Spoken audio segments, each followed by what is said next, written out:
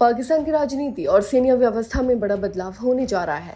सेना प्रमुख जनरल असीम मुनीर को अब और ज्यादा शक्तियां मिलने वाली हैं। दरअसल ऑपरेशन सिंदूर के बाद पाकिस्तान सरकार अपनी रक्षा क्षमताओं को मजबूत करने की दिशा में तेजी से कदम बढ़ा रही है।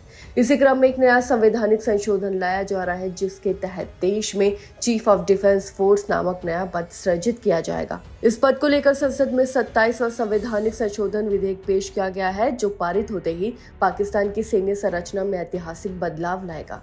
इस विधेयक के पारित होने के बाद ये सुनिश्चित किया जाएगा कि फील्ड मार्शल का पद और उससे जुड़ी सुविधाएं आजीवन रहे। जी हाँ, यानी एक बार किसी अधिकारी को ये पद मिल गया तो वो जीवन भर इस रैंक और उससे संबंधित विशेष अधिकारों को बनाए रख सकेगा। ये संशोधन सीधे तौर पर जनरल असीम मुनीर के पक्ष में जाता हुआ दिखाई दे रहा है। वहीं विधेयक के अनुसार सीडीएफ का पद जनरल मुनीर को पाकिस्तानी सेना पर और भी मजबूत पकड़ दिलाएगा। इस पद के तहत उन्हें नियुक्तियों, पदोन्नतियों और सैन्य अभियानों पर प्रत्यक्ष नियंत्रण हासिल होगा। इतना ही नहीं, उन्हें पाकिस्तान की परमाणु सेनाओं के प्रमुख की नियुक्ति का अधिकार भी दिया जाएगा। वहीं संसद में प्रस्तुत प्रस्ताव के मुताबिक 27 नवंबर के बाद जनरल मुनीर इस नए और सर्वशक्तिशाली पद को संभाल सकते हैं, क्योंकि उसी समय मौजूदा संयुक्त चीफ ऑफ स्टाफ कमेटी के अध्यक्ष का कार्यकाल समाप्त हो जाएगा।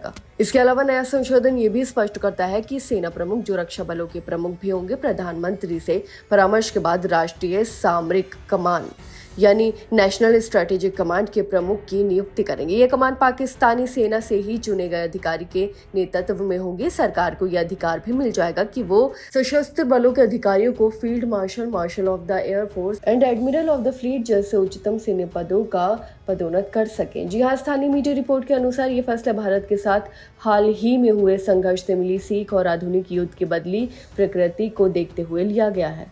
वहीं अप्रैल में पहलगाम आतंकी हमले के बाद भारत ने 7 मई को ऑपरेशन सिंदूर शुरू किया था। इस कार्रवाई का उद्देश्य सीमा पार से हो रहे आतंकवादी हमलों पर लगाम लगाना था। जी हाँ, इस दौरान दोनों देशों के बीच 4 दिन तक तीव्र झड़पें हुई, जो 10 मई को संघर्ष विराम समझौते के बाद समाप्त हुई। वहीं भारतीय वायुसेना प्रमुख air chief marshal A P. Singh ने दावा किया था कि इन हमलों में पाकिस्तान के दर्जन भर से अधिक सैन्य विमान, जिनमें अमेरिकी F-16 जेट भी शामिल थे, नष्ट या बुरी तरह क्षतिग्रस्त हो गए थे। भारत की ओर से की गई इन सटीक और व्यापक कार्रवाइयों के बाद पाकिस्तान ने संघर्ष विराम की अपील की थी। वहीं संघर्ष के तुरंत बाद पाकिस्तानी सरकार ने जनरल असीम मुनीर को फील्ड मार्शल के पद पर प्रमोट कर दिया। इस तरह वो देश के इतिहास में इस उच्च सैन्य रैंक तक पहुंचने वाले दूसरा अधिकारी बन गए।